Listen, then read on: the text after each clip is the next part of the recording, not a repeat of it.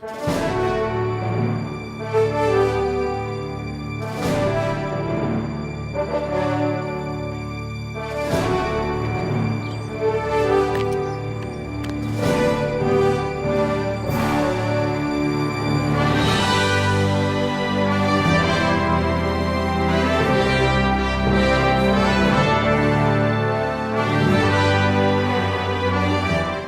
in 1942, went down in Fort Campbell, Kentucky, for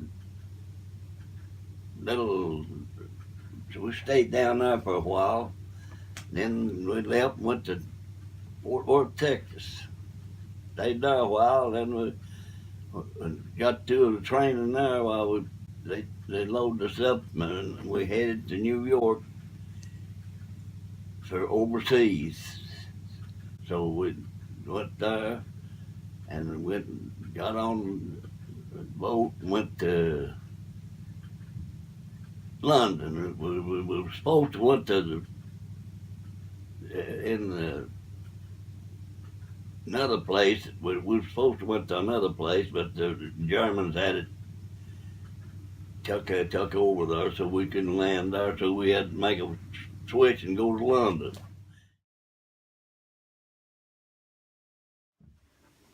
I was sitting in a place one day behind wood. We were sitting in 2 or 3 of our tanks. We just sitting there. Wasn't nothing going on. We were sitting there, and had a little gas stove heating the sea rations up with. So I decided to heat me up a can of sea rations. Wasn't nothing going on.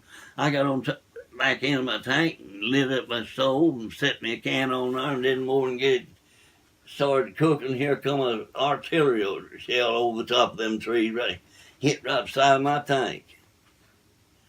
You know, I crawled around, left my stove set and crawled around and got in that tank and took off. And I guess them Germans got my tank.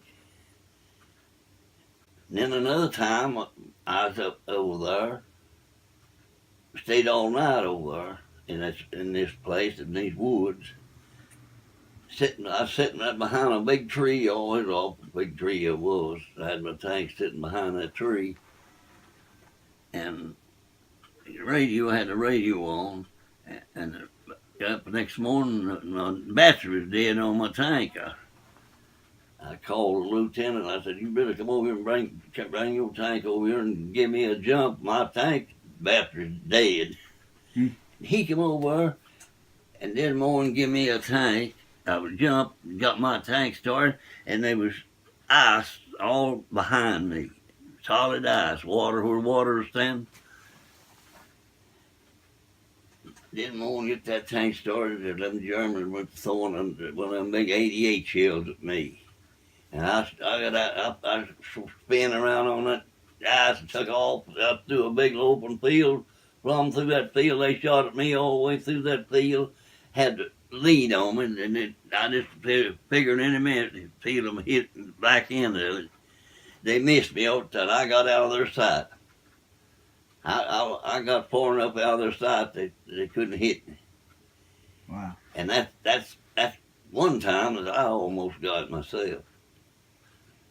And we went up there and fooled around a while, and this lieutenant said, "Well, we're going back up there." I said, "I ain't going back up there. You can go." I come home in February the 14th, 1946.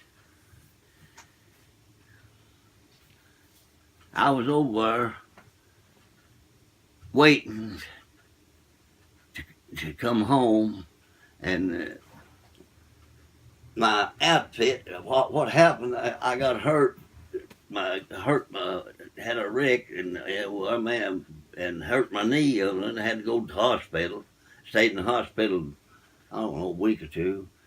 And when I got out of the hospital, I was in Frankfurt, Germany.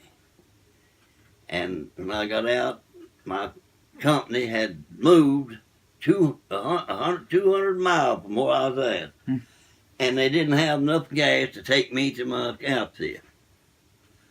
So I was staying here, sitting there at the headquarters for a week, and I didn't like that.